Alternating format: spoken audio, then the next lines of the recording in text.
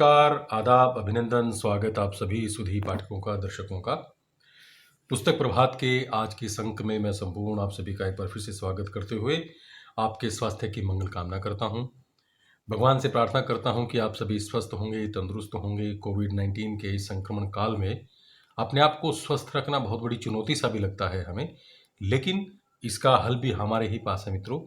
जब भी घर से बाहर जाएँ, बहुत आवश्यक हो तभी निकलें और अपनी पूरी सुरक्षा मास्क लगा कर के रखें, सैनिटाइज़ करें अपने आप को, बार-बार हाथों को धोएँ और अच्छा स्वास्थ्यवर्धक भोजन लें और अपनी इम्यूनिटी, अपनी रोग प्रतिरोधक क्षमता जितनी हम बना कर के रखेंगे, उतना ही हम स्वस्थ रहेंगे, तंदुरुस्त रहेंगे।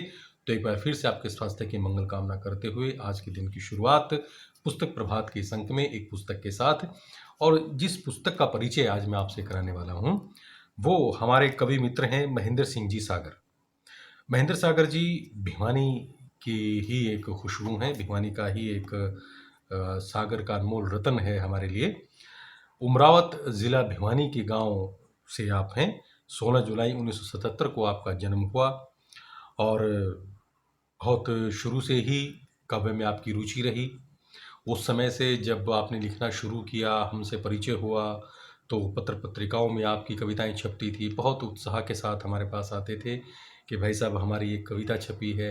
उसके बाद आकाशवाणी पर भी आपका आगमन हुआ और बहुत अच्छा लिखते आज ये बहुत अच्छे प्रतिष्ठित कवियों में शुमार हैं। खंड काव्य भी इनका है, धनवर्षा यंत्र कहानी संग्रह भी इनका आया है और सबसे पहली पुस्तक शायद जहाँ तक मुझे ध्यान है, इनकी पहली बार कलम बोली, ये काव्य संग्रह इनका आया था। तो महेंद्र सागर जी की जो पुस्तक आज मेरे पास है, उसका परिचय मैं आपसे करा देता हूँ। ये पुस्तक है मित्रों, देखिए, आसमान साफ है। इस पुस्तक का ये विषय है, इसका ये शीर्षक है और महेंद्र सागर जी ने ये पुस्तक लिखी है अपने मन की कुछ बातें, क्योंकि कवि होते ही हैं, अपने मन के मालिक होते हैं वो, जो महसूस करते हैं, समाज में देखते हैं, सुनते हैं, पहचानते हैं, देखते हैं, उसी को वो शब्दों में ढाल करके हमारे सामने पुस्तक के रूप में दे देते हैं। तो आज ये पुस्तक काव्य संग्रह मेरे पास है इनका, आसमान साफ है। इसके बारे में मैं बताना चाहूँगा कि आपने कुछ अपने मन की कविताओं को इसमें उकेरा है और सबसे पहली जो इनकी कविता इसमें है, वो आपको मैं पढ़ के सुनाता हूँ। कविता का शीर्षक है मित्रों, पहाड़ का मौसम। अक्सर हम जब पहाड़ों में जाते हैं, घूमने जाते हैं, सैर के लिए जाते हैं, एक टूरिस्ट प्लेस बहुत से हमारे ऐसे हैं जहाँ पर जाते हैं और पहाड़ों का मौसम जब देखते हैं तो उसी की एक परिकल्पना, उसी की विवेचना आपने यहाँ पर की है। सागर जी लिखते हैं, बिल्ली की तरह दबे पाँव आती है, बिल्ली की तरह दबे पाँव आती है पहाड़ पर बारिश। न टप टप न छप छप होती है, होता है एक बहाव और बहाव का शोर। दूसरे ही पल फागुन सी गुनगुनी धूप खिल जाती है, अब बहाव और बहाव की तेजी सा जीवन चल पड़ता है। बहुत खूबसूरत। जीवन में कब क्या हो जाए कुछ नहीं कह सकते, बड़ा ही अनिश्चित होता है पहाड़ की तरह जीवन का मौसम। देखिए किस प्रकार से पहाड़ के मौसम को जीवन की परिकल्पना के साथ आपने इसको जोड़ा है और यहीं पर सागर जी की एक और कल्पना बहुत ही मन को शांत करने वाली है, मन को शांत भी करती है और उद्वेलित भी करती है। युग पुराना, बहुत अच्छी कविता है इनकी, आप भी ध्यान कीजिएगा। आप लिखते हैं, माँ के डांटने पर रूठ कर लेट कर ज़मीन पर वो पैरों का पटकना। माँ के डांटने पर रूठ कर लेट कर ज़मीन पर वो पैरों का पटकना, तब माँ का प्यार से पुचकारना, अपने आंचल में छुपाकर दुलारना, फिर सुबक सुबक कर सो जाना अच्छा लगता था। पापा के धमकाने पर बैठक के पलंग पर औंधे मुंह गिर जाना, टप टप टपकते आंसुओं के साथ सब भूल सपनों में खो जाना अच्छा लगता था। वो खेत में काम करने पर पसीना पसीना हो जाना, तब जांटी की छाँव में, जांटी एक पेड़ होता है, जांटी की छाँव में उस ठंडी लू की बाहों में सो जाना अच्छा लगता था। अब कहाँ गए मेरे सपने, कहाँ गई मेरी नींद। पंखे कूलर सब हो गए बेकार, आधुनिकता का चोला ऐसा ओढ़ा, भूल गया सब काज, अनिद्रा का हो गया राज। न आता है अब पसीना, नहीं रहा वो ममता का नगीना, भूल गए पापा धमकाना।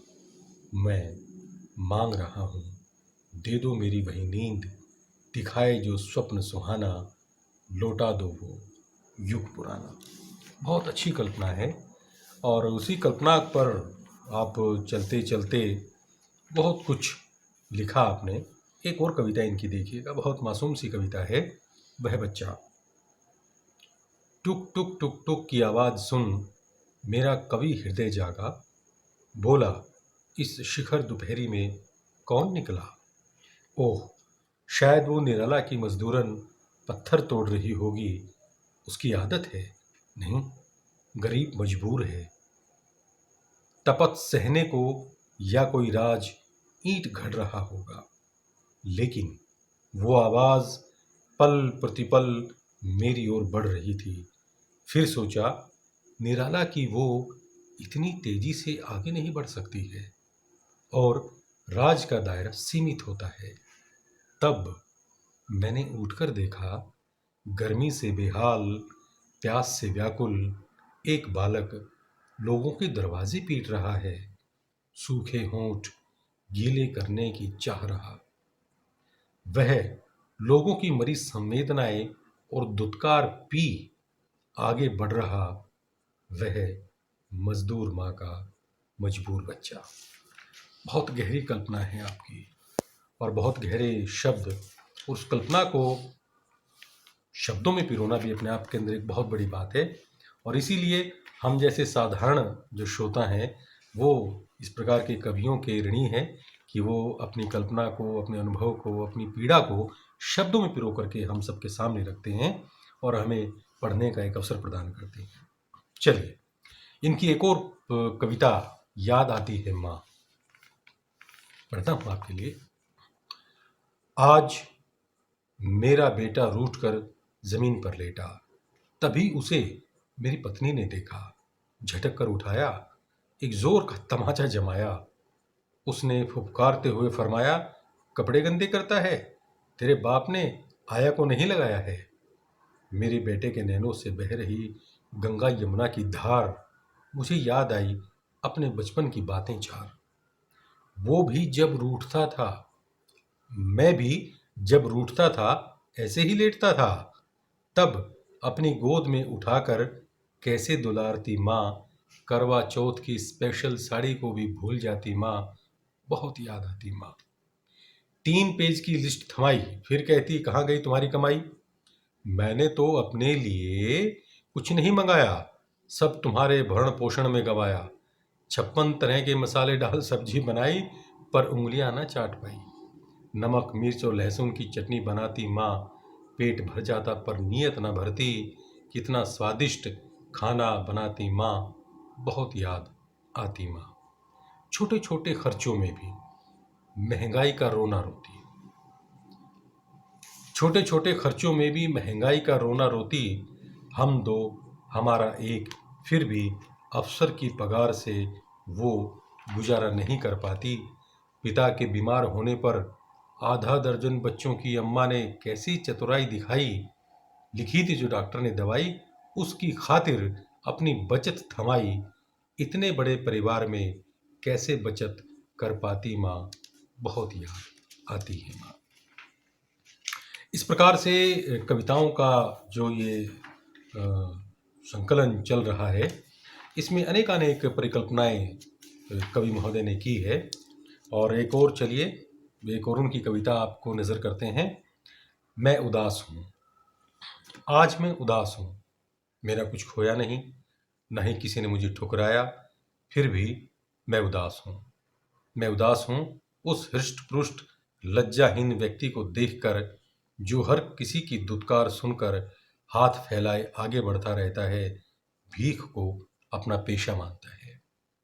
मैं उदास हूँ उस लोकप्रिय नेता को सुनकर जिसके भाषण में भूख, गरीबी, बेरोजगारी को मिटाने की बात नहीं होती है, उसके भाषण में सांप्रदायिकता, अपनों के खून बहाने का जज्बा और होती है तो बस सत्ता की ललक।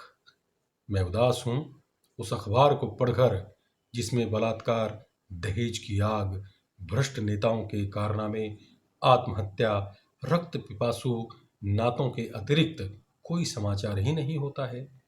मैं उदास हूँ अपने भविष्य की सोच कर हूँ जिसमें बेरोजगारी, प्रदूषित वातावरण, लाइलाज बीमारियां, भावहीन इंसान और जीवन की आपाधापी में डूबे व्यक्तियों के अतिरिक्त कुछ नजर नहीं आता।